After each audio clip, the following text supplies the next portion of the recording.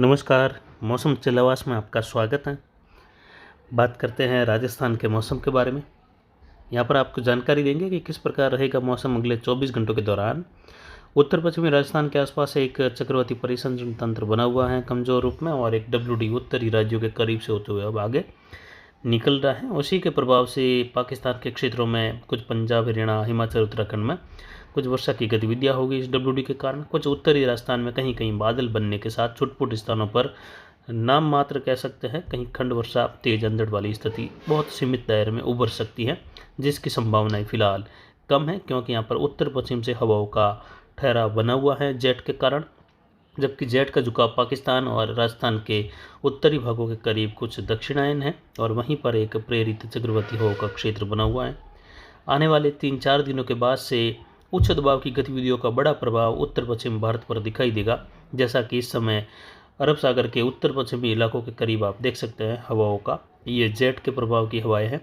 और वहीं एक निम्न दबाव का क्षेत्र इस समय देखें तो पश्चिम बंगाल के दक्षिणी क्षेत्रों के करीब बना हुआ है, और ये पूर्वोत्तर राज्यों सहित पूर्वी भारत में कई जगहों पर भारी से बहुत भारी वर्षा देगा, जिसमें पूर्वी उत्तर प्रदेश से लगाकर बिहार, झारखंड, छत्तीसगढ़, उड़ीसा, आंध्र प्रदेश और पूर्वोत्तर राज्यों के अधिकतर भागों में मूसलाधार वर्षा देखने को मिलेगी। और साथ ही एक चक्रवाती हवा का क्षेत्र प्रभावी रूप में देखें तो कर्नाटक के उत्तर पश्चिमी भागों के करीब, गोवा से लगाकर महाराष्ट्र के मिर्जोरी क्षेत्रों के आसपास है, जिससे पश्चिमी घाट के क्षेत्र पर कई जगहों पर भारी वर्षा होगी, कहीं कहीं भारी से अति भारी वर्षा भी देखने को मिलेगी। और ITC-Z अभी भी कुछ उत्तर भारत को थोड़ा सा छोड़ते हुए फिर भी उत्तर भारत के करीब बनी हुई है, क्योंकि इन दिनों में धरातल गर्म होने लगता है और ITC-Z को हमेशा गर्म क्षेत्र ही जो है चाहिए होता है, और वहाँ पर ये बनी रहती हैं। जबकि सूर्य दक्षिणायन होने लग जाता है और औसत तापमान धरातलीय क्षेत्रों का ज़्यादा है, इसलिए ये समुद्री क्षेत्रों की ओर धीरे धीरे रुख करती हैं और सूर्य काफ़ी दक्षिणायन हो चुका होता है। मानसून वापसी आप देख सकते हैं पीले कलर में, और जो नीला कलर है 25 सितंबर का वहाँ तक हो चुकी है। लेकिन अब जो है आज 30 सितंबर है, और अब 30 सितंबर से लगाकर 2 अक्टूबर के मध्य मानसून वापसी कई जगहों पर राजस्थान में होगी, और साथ ही अन्य राज्यों में भी इसकी वापसी दिखाई देगी, जिसमें गुजरात, पंजाब, हरियाणा के क्षेत्र हैं, कुछ अन्य राज्यों के भी क्षेत्र इसमें शामिल रह सकते हैं। और उसके बाद जल्द ही बड़े दायरे के क्षेत्रों में मानसून वापसी हो चुकी होगी पहले सप्ताह के दौरान।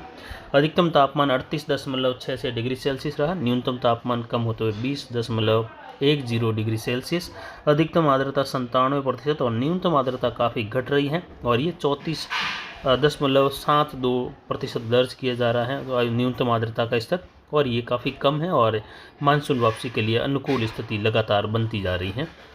वहीं वायु दबाव 1010 मिलीबार और हवाई अधिकतम 5-6 किलोमीटर के आसपास दर्ज की गई दक्षिण पूर्व, और जवाई बांध पूरी भराव क्षमता के साथ भरा हुआ है, और जल निकासी भी कुछ यहाँ पर जारी है।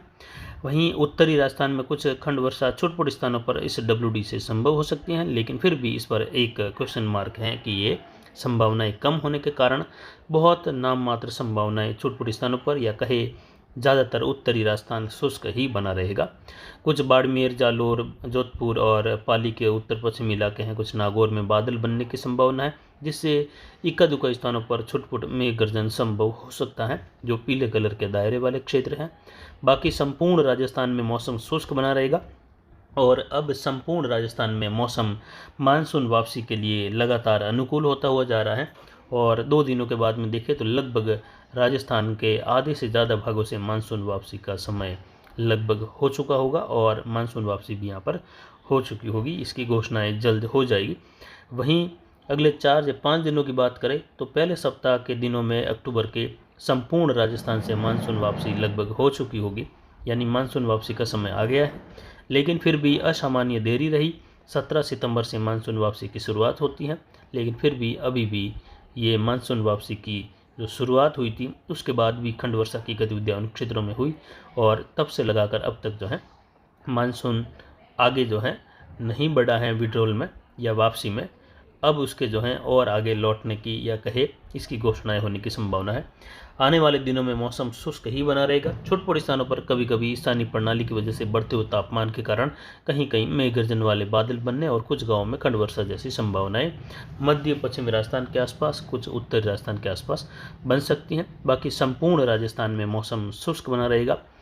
MJO की स्थिति अब जो है हिंद महासागरीय क्षेत्रों में उपस्थित नहीं होने से जो संभावनाएं तूफान के लिए बन रही थी वो संभावनाएं अब नहीं है। लेकिन 12-13 अक्टूबर के आसपास से लगाकर एमजेओ की स्थिति पुनः जो है हिंद महासागरीय क्षेत्रों के आसपास दर्ज होने के कारण और उसके बाद में लगातार इसकी स्थिति हिंद महासागरीय क्षेत्रों के आसपास रहने के कारण आगे अक्टूबर के मध्य से लगाकर आगे के दिनों में यानी बाकी बचे हुए 2 सप्ताह के दौरान तूफान बनने की संभावनाएं बंगाल की खाड़ी में ज़्यादा है।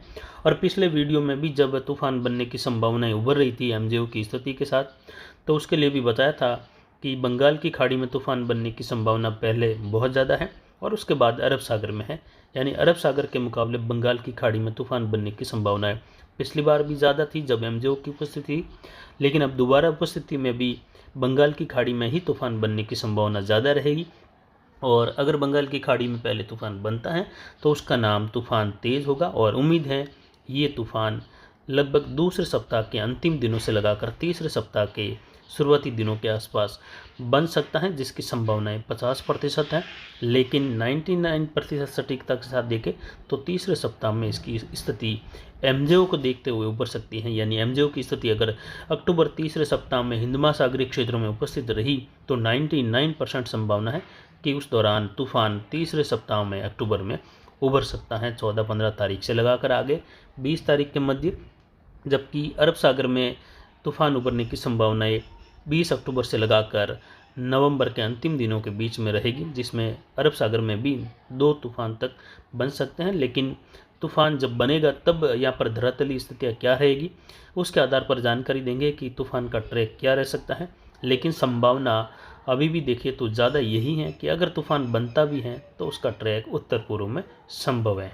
और 10 दिन पहले जो जानकारी दी गई थी उसमें भी यही संभावनाएं हमने बताई थी कि तूफान बन सकता है, लेकिन किस स्थिति में बन सकता है तो उसके बारे में भी जानकारी दी थी। और अभी भी आपको जानकारी यही दे रहे हैं कि तीसरे सप्ताह से एमजेओ की स्थिति उपस्थित होती है, हिंद महासागरीय क्षेत्रों के आसपास फेज़ 2 फेज़ 3 में आता है तो तूफान बनने की संभावना ज़्यादा है। और उससे देखें तो दोनों ही समुद्री क्षेत्रों में बंगाल की खाड़ी में पहले तूफान बनने की संभावना ज़्यादा है। और पहले तूफान अगर बनता है बंगाल की खाड़ी में या अरब सागर में कहीं पर भी, उसका नाम तूफान तेज़ होगा। और बंगाल की खाड़ी में बनने वाले तूफान का असर राजस्थान में किसी भी रूप में नहीं देखा जाता है अमूमन। केवल कभी कभार जब ये काफ़ी गति में आगे बढ़ जाता है, लंबी दूरी में आगे बढ़ जाता है, तो ये निम्न दबाव या चक्रवाती सिस्टम के रूप में राजस्थान के करीब पहुंचकर कुछ वर्षा दे जाता है, जिसकी संभावनाएं बहुत कम होती हैं। इसीलिए बंगाल की खाड़ी में बनने वाले तूफान के लिए राजस्थान के किसान भाई किसी भी रूप में चिंता या फिर जो है सोचने वाली बात नहीं रहती। अरब सागर में बनता है तो उसमें जो है संभावना उत्तर दिशा में बढ़े अगर तूफान, तो राजस्थान गुजरात के लिए समस्या उत्पन्न होती है। लेकिन अरब सागर में बनने वाले 10 में से 8 तूफानों का ट्रैक वास्तविक स्थिति में या कह सकते हैं भौगोलिक स्थिति के कारण अरब देशों की ओर ही रहता है। केवल 2 तूफान ही भारत के क्षेत्रों की ओर पहुंच पाते हैं और वो स्थानीय प्रणालियों के हिसाब से स्थिति को देखते हुए ही ज्ञात कर सकते हैं कि किस ओर जाएगा। तो फिलहाल अभी की जानकारी के लिए इतना ही। नमस्कार, जय हिंद, जय भारत।